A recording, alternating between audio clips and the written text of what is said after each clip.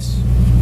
Ordinance 4139, an ordinance amending sections 2-15 through 2-22 and Appendix 1 of Chapter 2 of the Code of the Township of Teaneck respecting council meetings and rules and procedures. Mr. Mayor, I'd like to make a motion that ordinance 4139 be passed on second and final reading and adopted. Second.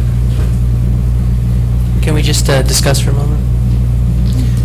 I like a lot of the things that are in here, but I've been reading it over, so I just want to express some of my concerns before we vote on it. So, one issue that we've done away with the concept of the workshop versus the regular session. So, just in thinking about it conceptually, I actually like that a little bit better to have the separate meetings. It means that we have one night where we know we have more time to talk amongst ourselves about issues, where we're not going to vote on anything, and then we come back the next week and it comes up for a formal vote. So I happen to like that a little bit better. I'm also concerned because although it is specified in the new ordinance that the meetings will be completed by 11 p.m., but I know that sometimes we tend to, whether we mean to or not, I think we run a little bit short on patience as the hour gets late, and I'm just concerned that with only 2 meetings a month, potentially, I think that's pretty much going to be the norm. So I'm just a little bit worried about that, and just also from a PR perspective, just having fewer meetings in a month kind of seems like we're doing less work, and even though we're doing the same amount of work, it's just more concentrated.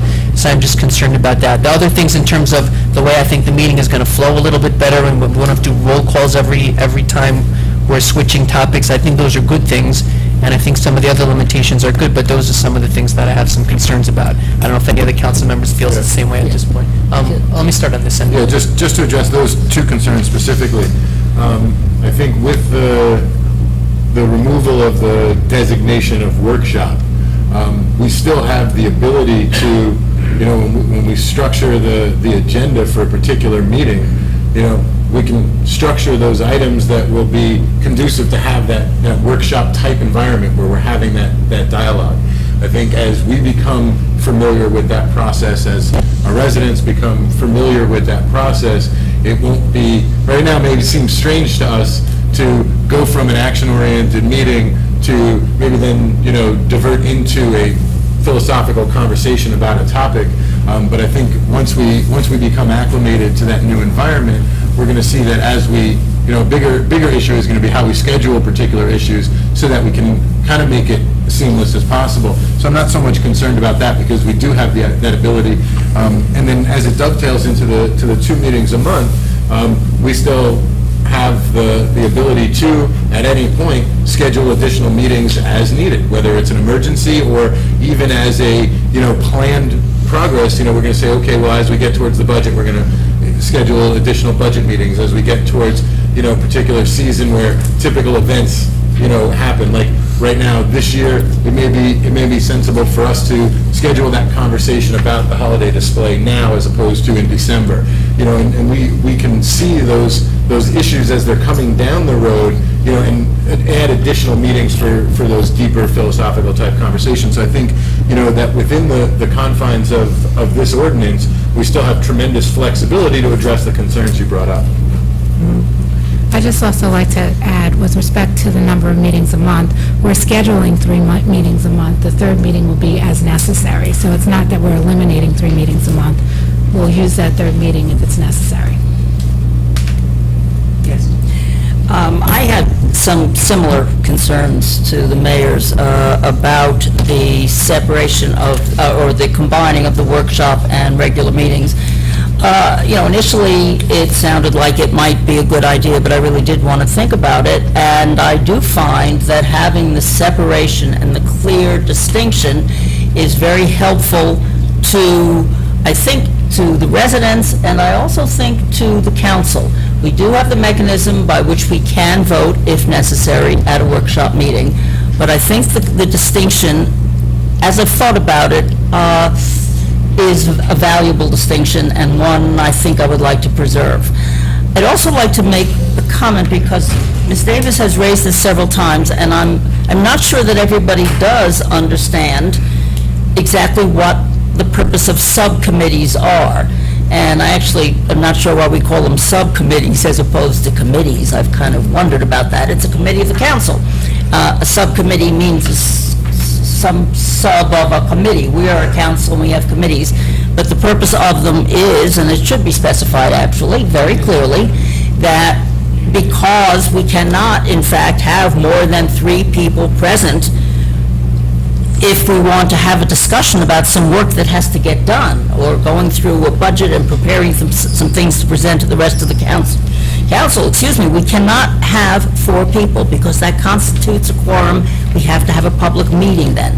But I think it would be a good idea to include a portion in a reworked ordinance that specifies what these committees or subcommittees actually do and the process by which they report out. I think that there was valid concern that was raised, and I would like to see that addition made. I'll stop at this point. I have something. If I could comment on that for a second. When we create a committee, we're bound by state law that all committees are formed for the express purpose of pursuing a legislative goal.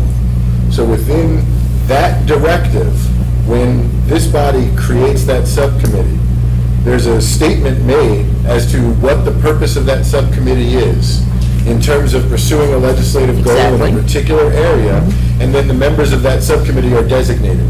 That's done by a resolution of this body. Exactly. But the one piece I am asking, is there in fact a statement within the ordinance, within the legislative statement that says exactly how that subcommittee is supposed to act and No, how it's supposed to respond to the No, public or to the rest of the I council? think quite frankly, I wouldn't want to do that, because as we create subcommittees, they're based on specific issues that come before us. There's no way we could foresee all of the uses of that type of, deliberative body prior to the deliberation required, and foresee the ways in which that would need to work, and guess what the ordinance would need to look like to encompass all of it. So there's nothing that states that the subcommittee has an obligation to report to the council on its work? When subcommittees are created, Only when there's an action item. Then there's a specific action item, like, for instance, we have a subcommittee in a couple weeks that'll be making a final report as a Right. result of the initiative of that subcommittee. As, the subcommittee that you and I sit on for the budget, you and I both spoke about, at public meetings, spoke about the work that was done, the direction we're heading, the initiatives that we're taking. And so I think it's just incumbent upon the council members, and if, for instance, if there's a subcommittee that you'd like to hold to task, hey, what's going on, then, council meetings are the opportunity for any council member to do that. Yes, Monica. I'm finished. Okay. In terms of the ordinance, there's some things I like in it, such as compiling the roll call and things like that. But one of the things that presents somewhat of a problem for me is having multiple hearings at the same time. For us, I don't see that it's a big problem, because we've had multiple time and chances to look at this. But for some of our residents, I could see that it might be somewhat confusing, because as it is, we know that there are several of our residents come up to the microphone multiple times with notes on this and notes on that, and I think it's very hard for the people at home as well as the people in the audience to follow. That's my big objection to compiling this the way it is. But the other things I think are very good. So I'm leaning towards not agreeing to this at this point.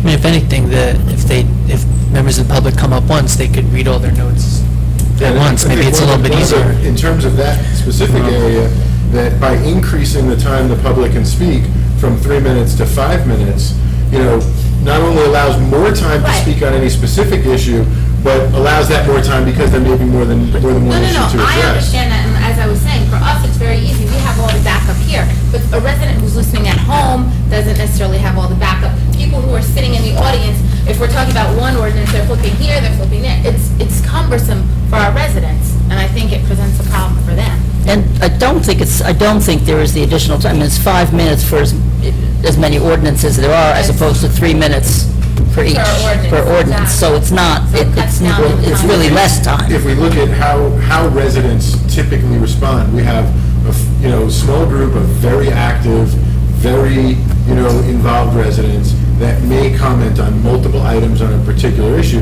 But as we saw tonight, this room was full 20 minutes ago. A particular item is off the agenda and the room clears out. Most residents come to the meeting with a specific issue that affects their neighborhood. There's a stop sign, a traffic control device, a particular board or initiative that is there, and so it gives them, instead of holding them to 3 minutes, now gives them 5 minutes to talk more about the critical issue that brought them to the council meeting. But it also, the ordinance gives us the flexibility to be able to pull out items to allow more time and more discussion from the public. Yeah, we could always do that.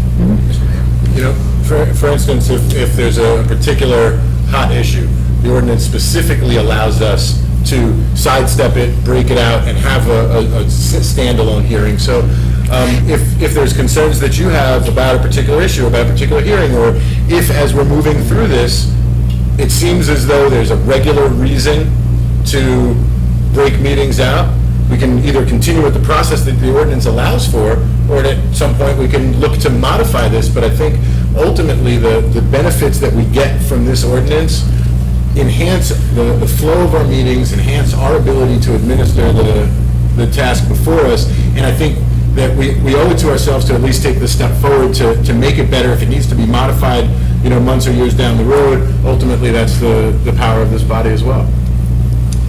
I just wanted to comment on two things that are being kicked around by the council, one on the committees. If you look at Rule 8, dealing with committees, you have to keep in mind that the statute dealing with our form of government talks about the council operating as a body. And therefore, you take the position, there are no standing committees of council other than the committee of the whole. So therefore, the reason we're calling it a subcommittee is you're operating as a council at times as a committee of the whole. And then it talks about how a subcommittee gets appointed, which is by resolution. That resolution could be as detailed as you want to make that resolution, depending on what the situation is. And it also talks about that no special committee shall proceed to the consideration of any matter to refer to it unless a majority of that committee agrees to it. There's certain parameters built in, some very broad parameters built into the rules, but it's the resolution that you can make it as detailed as you wish when you appoint the subcommittee. So I really think the concerns that you raise, Councilwoman Toffler, are addressed by it and why we call it that. In terms of when we drafted this ordinance based upon a work session of council, and we submitted this ordinance to the council, some of these same issues were raised, and these rules will expedite your hearings for 95% of the business as this township historically has conducted it. For the 5%, which I think Councilwoman Honus has raised and the mayor has raised, you have the flexibility to break up any of the hearings at any time, that if you want on any given night, if there's one particular or two particular or three particular hearings which necessitate greater participation, this ordinance allows you to do that if a majority of the council wishes to do that. So this is the same ordinance that you discussed at the workshop. You had the black line copy of it, and we were given the okay to go ahead with the ordinance as drafted. So I think it does cover your concerns from a procedural point of view and accomplishes what you intended it to do, but that's up to you as to what you want to do with it. Okay. Any other? Okay, roll call, please. Councilmember Gusson? Yes. Councilmember Hamidity? Yes. Deputy Mayor Parker? Yes. Councilmember Honus? No. Councilmember Toffler? Yes, but I remain concerned about the separation of workshop and regular meetings and hope to revisit that. Mayor Pike? Yes.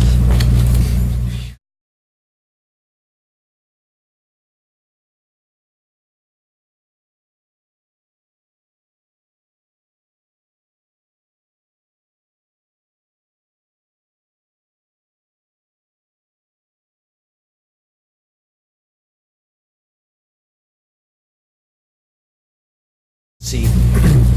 Okay, we now move on to hearings on ordinances, beginning with ordinance 4139. Ordinance 4139, first reading by title only on July 21st, 2009, advertised July 24th, 2009, and posted on the bulletin board. Okay, ordinance 4139 is related to the rules and regulations governing council meetings and rules of procedures. So I'd like to open up the hearing on that. Yes.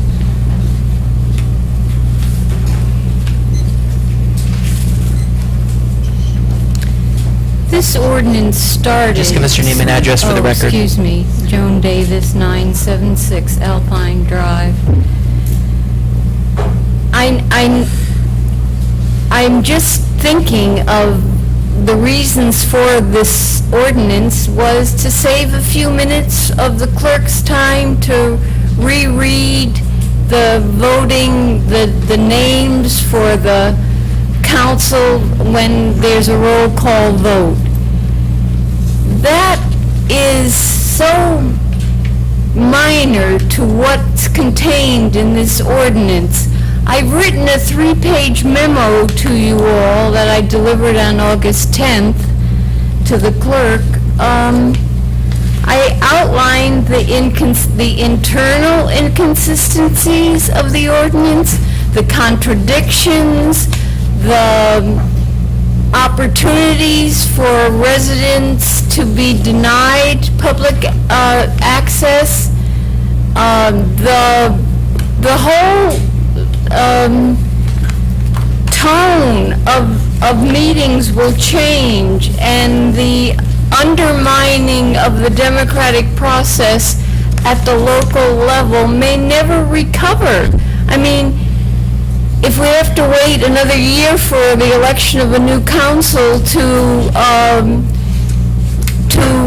withdraw this ordinance and go back to the original, which was fine.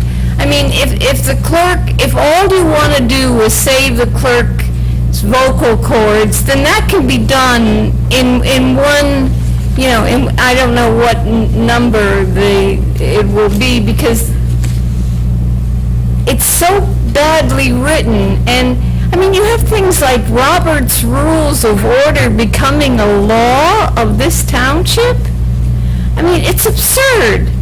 And if you've read this, you'll pick up at least things like you need advance notice for a special meeting. Well, the code says 3 days, and you've reduced it to 48 hours, 2 days.